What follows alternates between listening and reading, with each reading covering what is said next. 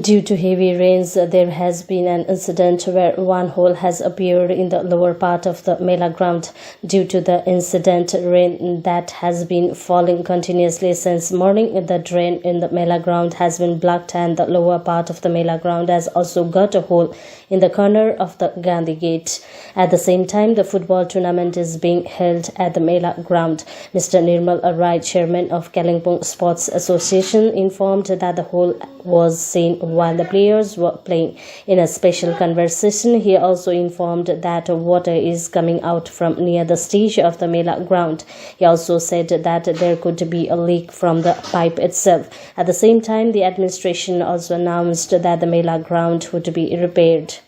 विशेष गरी यो कालिम्पोङको एउटा मेला टार चाहिँ एउटा यो फुटबल ग्राउन्ड हो।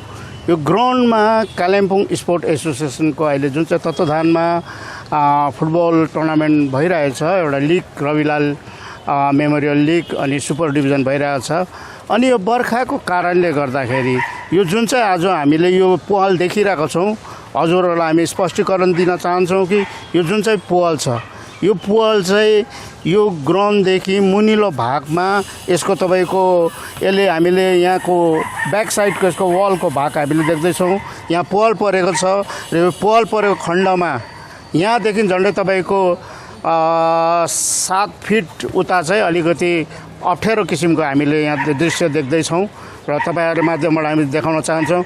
र कुनै पनि प्लेयर्सहरू खेल्दाखेरि र यो 15 अगस्तको टाइममा विशेष गरी हामीले यसलाई 15 अगस्तको मध्यनजर कालिम्पोङ स्पोर्ट एसोसिएसनले यसलाई चाहिँ कालिम्पोङको एउटा गरिमालाई बचाइराख्नुको लागि हामीले चाहिँ यो प्रशासनलाई चाहिँ हामीले चाहिँ अहिले अवगत गराउँदैछौँ कि यो किसिमको चाहिँ यहाँ पहल भएको छ र कालिम्पोङ स्पोर्ट एसोसिएसनको यसमा कुनै पनि दायित्व रहने छैन।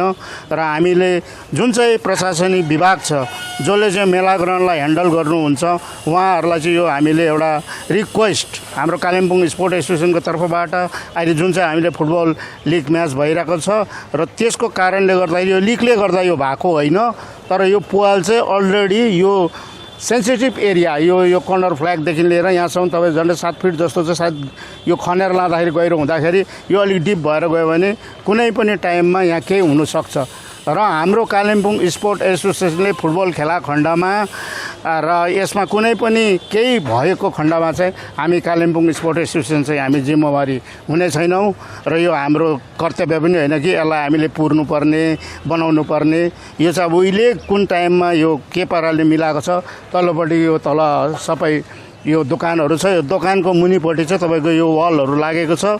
यो वलको कारणले गर्दा के कसो यता स्टेप बढाएर हो या के होइन त्यो चाहिँ प्रशासन विभागले पनि जान्दछ, कालिम्पोङ स्पोर्ट एसोसिएसनले चाहिँ हामीले केही पनि जान्दैनौँ।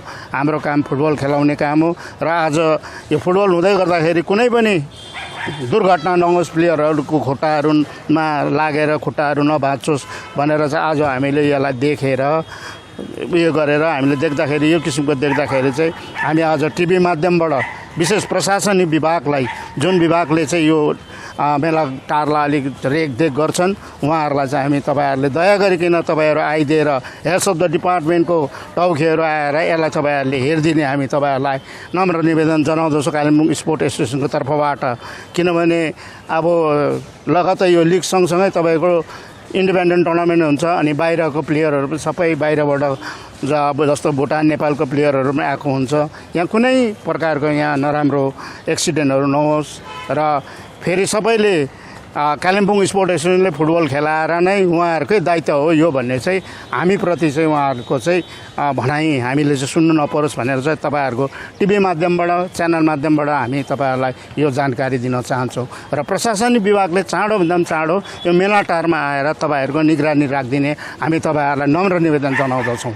पनि उताको बोटल्सहरू सबै टाकटुक उताबाट फ्याँकेको बोटलहरू सबै पछाडिपट्टि आउँछ र टोयलेटको क्लिनिङ त्यो सबै बगेर सबै त्यो नालीभित्र पस्छ।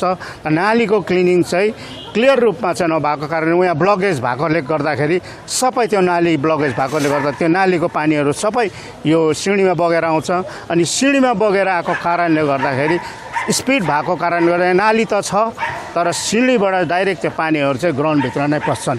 र विशेष गरी एउटा तपाईँहरूलाई जानकारी दिन चाहन्छु, विभागलाई हामीले निकै समय पहिलादेखि नै भनेको, उयो पल्लो पाखामा पानी पुरा तपाईँको यो यहाँबाट हामीले यो यहाँ जाँदाखेरि यो नालीदेखि यो जुन चाहिँ मञ्चमा हामी चढ्छौँ, त्यो मञ्चको हामी यताबाट जाँदाखेरि तपाईँ दाहिनेपट्टि त्यहाँबाट चाहिँ पानी चाहिँ कन्टिन्यू पानी निक्लिन्छ र त्यो पानी चाहिँ तपाईँको सायद हामीले हेर्दा खाने पानी एकदमै क्लिन वाटर जस्तो लाग्छ। त्यो पानी पनि भित्रभित्रबाट होल डे नै त्यो पानी निक्लिन्छ।